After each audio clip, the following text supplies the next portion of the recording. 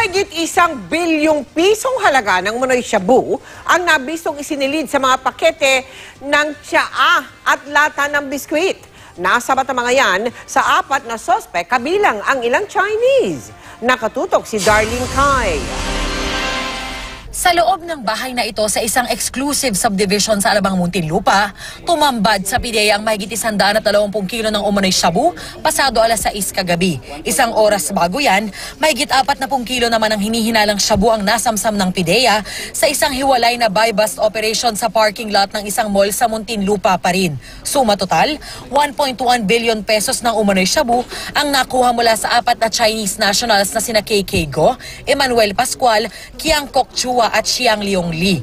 Nakalagay ang droga sa mga pakete ng tsaa at nakasilid sa mga lata ng biskwit. Makikita nyo rin sa likod namin, parang merong siyang small store. Siguro parang cover up niya lang na pag tinanong siya, kasi makikita nyo puro lata ito eh.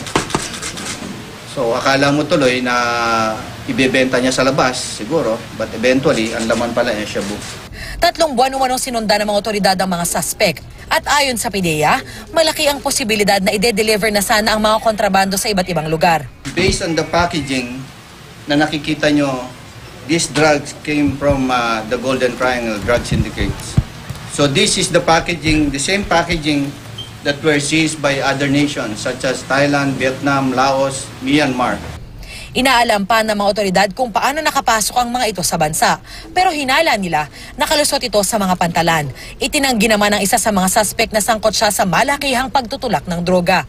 Kaibigan ko lang yung babae, yung mga iba hindi ko kilala yun. Sila dalawa hindi ko kilala. Sobra ako pulat. Wala namang pahayag ang 3 iba pa. Makikipag-ugnayan ng PIDEA sa Bureau of Immigration para sa karagdagang impormasyon tungkol sa mga suspect na mahaharap sa reklamong paglabag sa Comprehensive Dangerous Drugs Act. Darlene Kai, Nakatutok, 24 Oras.